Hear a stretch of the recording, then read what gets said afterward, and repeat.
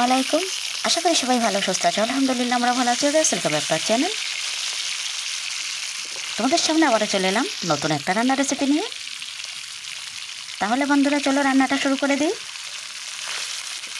যেসব বন্ধুরা আগে থেকে চ্যানেলটি সাবস্ক্রাইব করে রেখেছো তাদের সঙ্গে সঙ্গে ধন্যবাদ। আর যারা এখনও চ্যানেলটি সাবস্ক্রাইব করোনি প্লিজ চ্যানেলটি সাবস্ক্রাইব করে দেবে, আর শুরুতে কিন্তু একটা লাইক দেবে।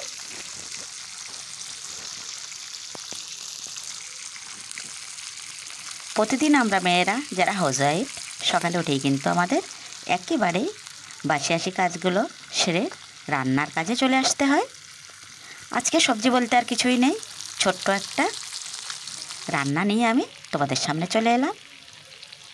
দেখো বন্ধুরা, কয়েক পিস আমি এখানে মাছ ভেজে নিলাম। মাছটা আগে তোমাদের দেখানো হয়নি।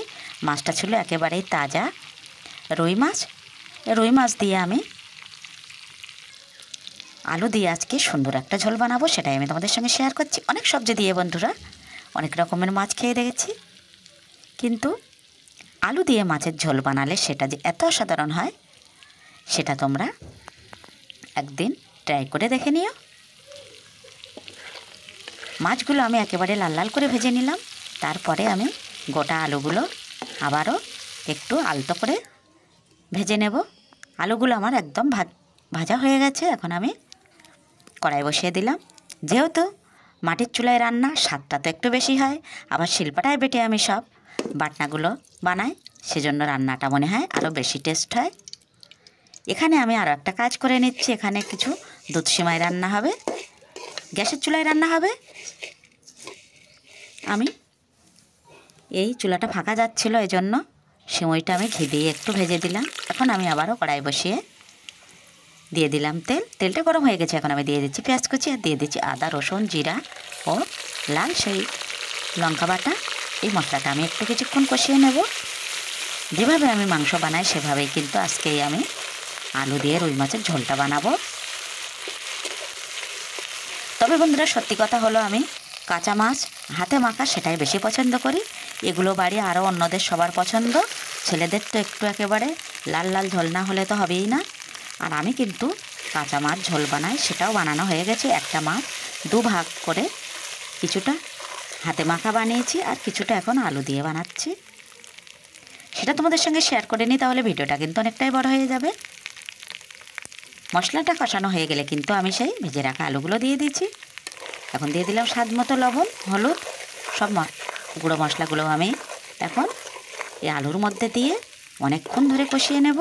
মশলার মধ্যে আমি যত কষাতে থাকবো টেস্টটা কিন্তু আরও বেশি বেড়ে যাবে।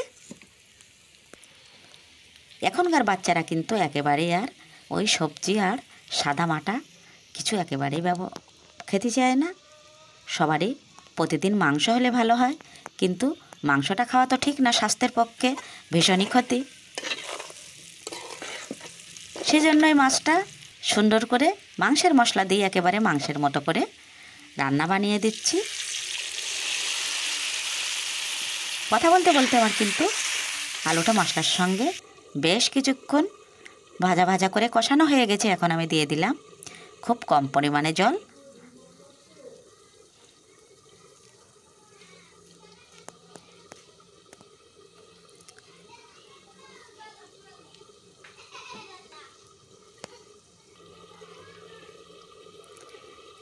রান্নার মাঝখানে আমি সুন্দর সুন্দর আমার এই গাছগুলো দেখিয়ে দিলাম। গাছ আমার ভীষণই পছন্দের, যদিও আমাদের বাড়িতে ভালো ভালো নামি দামি ফুল গাছ না থাকলেও এই কিছু কিছু সবুজ লাল এই গাছগুলো আমার কিন্তু ভীষণ ভালো লাগে। এই জন্য আমি সবগুলো খুব যত্ন করে এগুলো রেখেছি।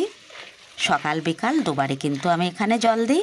আর ছাদে কিছুটা গাছ আছে, ছাদে যখনই রান্না বানাই সেগুলোও তো তোমাদের দেখাই। ওই অল্প পরিমাণে জলটা দিয়ে আমি আবারও একটু কষিয়ে নিচ্ছি। আলুটা কিন্তু আমার একেবারেই সিদ্ধ হয়ে গেছে। এখন আমি পরিমাণ মতো জল দিয়ে ঝোলটা দিয়ে দেব।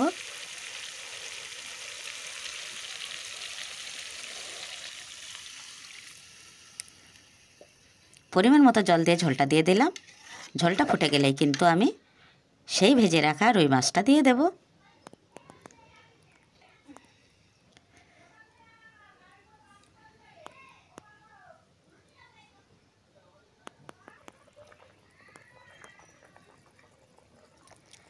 ঝোলটা ফুটে গেছে, এখন আমি মাছের পিসগুলো দিয়ে দেব।